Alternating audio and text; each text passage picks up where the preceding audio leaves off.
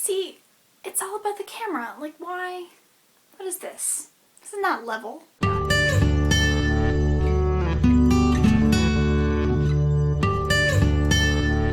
Hello again, friends. Today I have a review for you of a book that was sent to me by Penguin Young Reader. And what happens in situations like that is that they send me the book for free and they say, will you tell us what you really think of it? And I say, sure, I'll make a video. And they send me the book and then I review it for you. It's super fun. Let's get started. So over a year ago, when I was still living in DC, I reviewed the first book in the Mapmakers trilogy called The Glass Sentence. So I am happy to get around today to the second book in the Mapmakers trilogy called The Golden Specific by S.E. Grove. In this series, which has some of the most impressive world building that I have seen since Harry Potter, which is saying something, the entire globe has been disrupted in something called the Great Disruption. And each sort of continent, and even within the continents, different areas and regions have been tossed into different ages. So this story sort of begins in Boston in the 1830s here in the United States. And that's where our main character, Sophia, is from.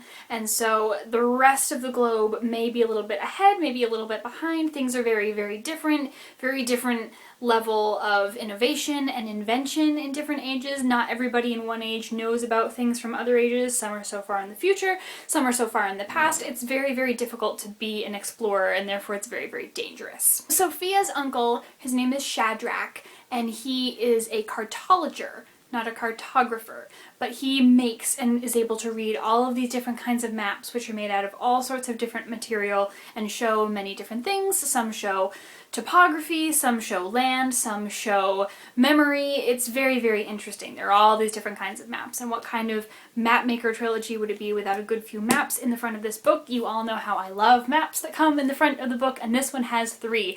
It is fantastic. Sophia and her uncle Shadrach are back in Boston after going on a long, harrowing adventure in the first book.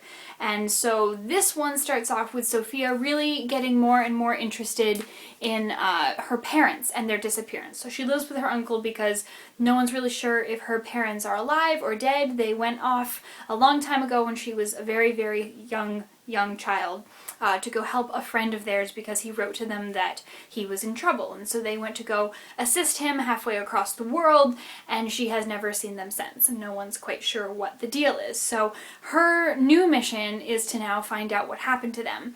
And so she goes undercover to this library that is hard to get into, and she reads and reads and reads through volumes and volumes of books trying to find out more about her mother and her father and their place here in Boston and where they might have gone and any records that might have been kept.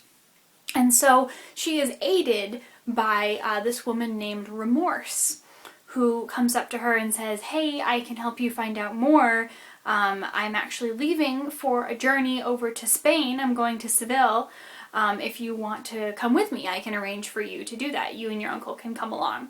And Sophia, at the tender age of, I think, 14, is like, great, that sounds like a great idea. And so she says to her uncle, hey, let's go on this mission. I want to learn about my mother. You told me that we could a long time ago and you would help me learn more about her.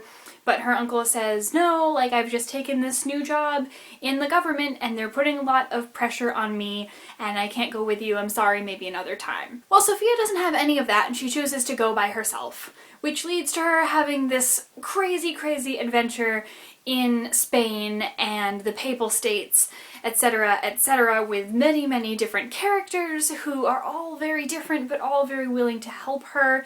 It's revealed that she is a very trusting individual, and whether that works for or against her is something I will leave you to find out when you read the book.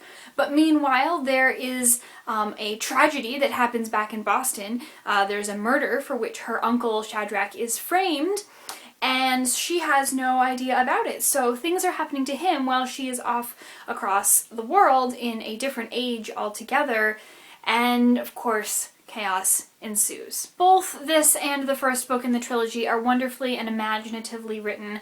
We get a perspective from Theo, her friend who happens to be in Boston, sort of dealing with the murder framing for which Shadrach is in, and then it's also from Sophia's perspective as she is traveling through Seville. And intermixed in there are letters from her mother's diary. So we get to learn a little bit more about her parents and how they got to be lost and everything that had befallen them.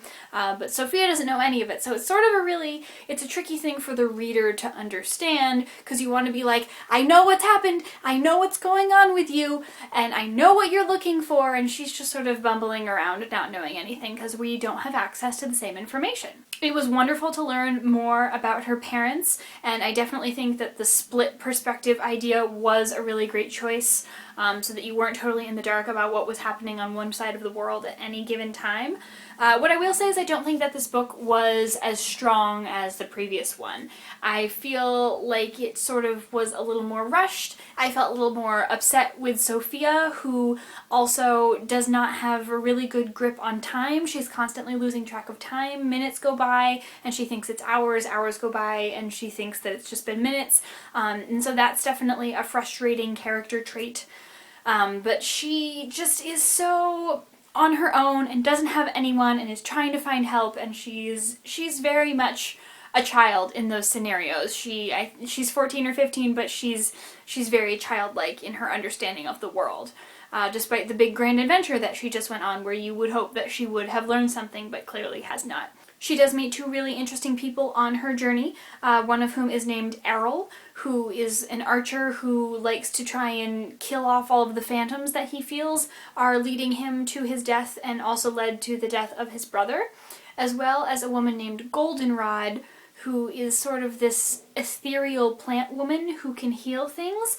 She is very, very wise, and she was definitely my favorite character in this plot for sure. The book resolves with a great setup for the third book. I'm really interested to see two characters from the first novel, Calixta and Burr, come back and join Sophia, because I think she'll be a little more grounded and have like a better sense of where she's going, and she will realize she has help and she will figure out how to operate better by herself when she is with other people helping her to make those sort of life-changing and mind-altering decisions that you have to sort of grow into as you get older. I did give this book only 3.5 out of 5 stars, just because I wasn't as wowed with it as I was with the first, but definitely still a lovely read. If you are reading the series or have read the series, definitely pick it up for sure. Why not continue? It's got some great maps in the front. If you have read the book, please do let me know in the comments and we can chat about it. I thought this was definitely a strong second book.